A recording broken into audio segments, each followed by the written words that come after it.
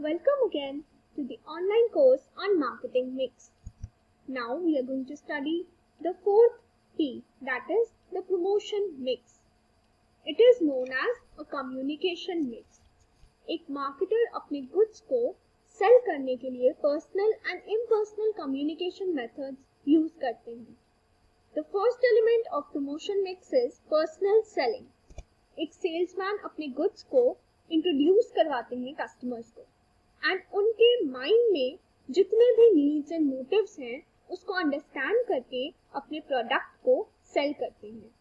For example, in case of car showrooms, एक sales person customer के mind को study करते हैं as per there needs and motives. उनके उस एटीट्यूड को स्टडी करके वो उनको उसी टाइप की कार्स दिखाते हैं सो दैट कस्टमर इंस्टेंटली अपना माइंड मेकअप कर सके उस कार को परचेज करने के लिए. So this is a personal communication tool.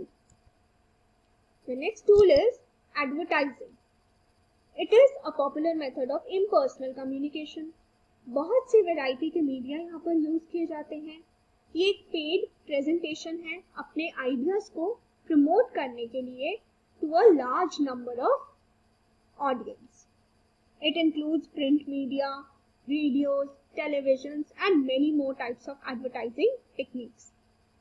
The third tool is sales promotion. It is the function of providing inducements to buy offered for a limited period only. ये एक ऐसा फंक्शन है जहां पर कस्टमर को इंड्यूस किया जाता है एक गुड को परचेज करने के लिए and that offer is for a limited period only.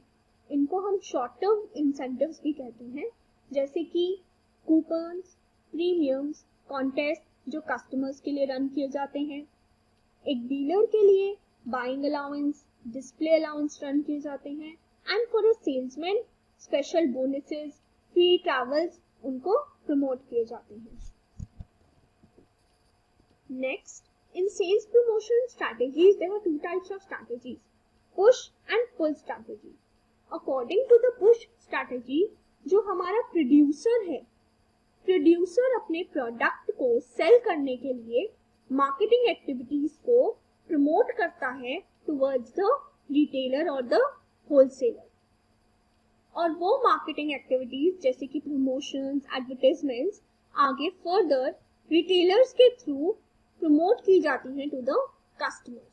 So push strategy में क्या किया जा रहा है, अपनी स्ट्रैटेजी को प्रोड्यूसर रिटेलर्स के थ्रू डिमांड क्रिएट करवा रहा है to the customers.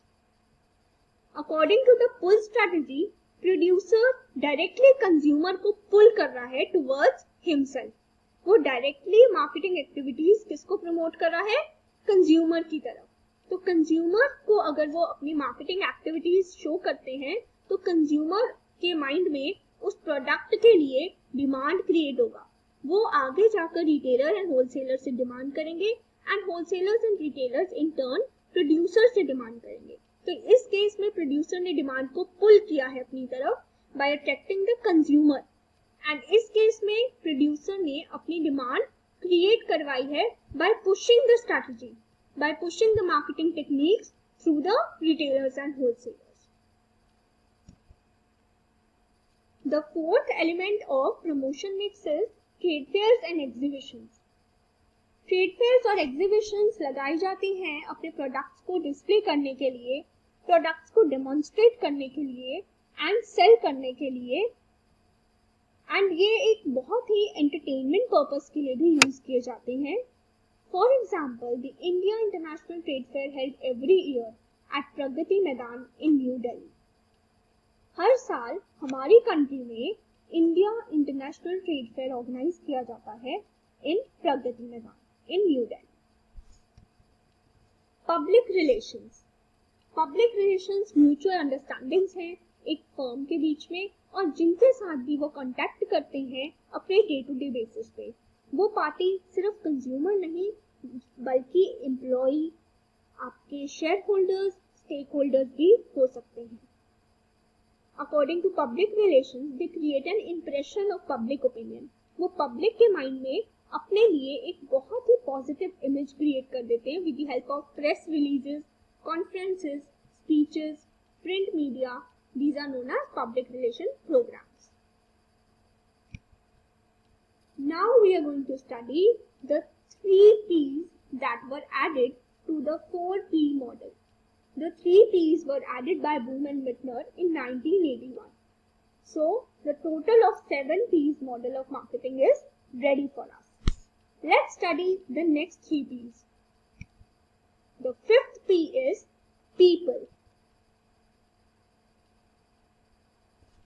In the service sector, the production and consumption happen together and they are considered to be inseparable. जब एक प्रोड्यूसर सर्विस सेक्टर में अपनी सर्विसेज प्रोड्यूस करते हैं तो उसी टाइम पर कंज्यूमर उन सर्विसेज को कंज्यूम करते हैं. तो these happen to be together. So the consumer experience is directly proportional to the contact of employees, that are people. तो कंज्यूमर का एक एक्सपीरियंस सर्विस सेक्टर में किसके बेसिस पर होता है? जिस भी पर्सन से वो डील कर रहा है, that is the employee of that manufacturer or producer of the service or the people. For example, in case of teachers, trainers, nurses और hairdressers, अगर हम इनकी बात करें तो कंज्यूमर की जो सर्विसेज कंज्यूमर को प्रोवाइड की जा रही है बाय द प्रोड्यूसर वो है teachers, trainers, nurses, hairdressers. जब वो इनसे मीट करते हैं तो इनसे जो एक्सपीरियंस उनको मिलता है that comes under the category of the 5th P, that is known as people. The next P is physical evidence. Physical evidence includes the whole environment in which the service is delivered to the consumer. जिस environment पे services provide की जा रही हैं consumer को, वो environment हमारा physical evidence कहलाता है.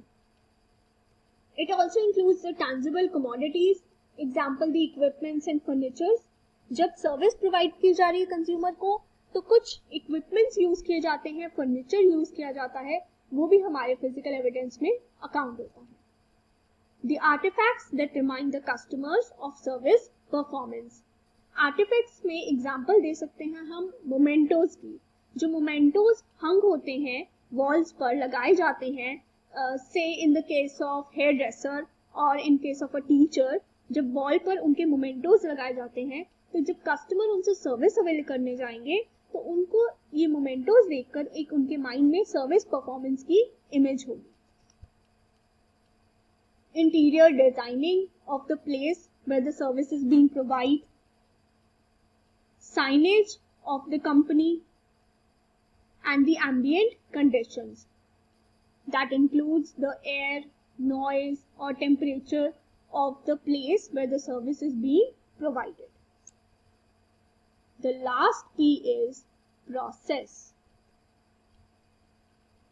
The procedures, mechanisms, and flow of activities by which service is delivered. These are included in the 7th P, that is process. जितने भी processes use किए जाते हैं सर्विस को प्रोवाइड करने के लिए, डिलीवर करने के लिए अपने कस्टमर के लिए, they are the sequence of activities. If we take the example of the hairdresser, when a person goes to the hairdresser for a haircut, what will be the sequence of activities? A head wash, head massage, haircut, blow dryer. These all can be the sequence of activities that the consumer might have got during the service. The time duration. कितना time एक service provider को लगा अपने consumer को services deliver करने के लिए. The process design in which the service has been delivered by the service provider to its consumer. So this was the 7th P, process.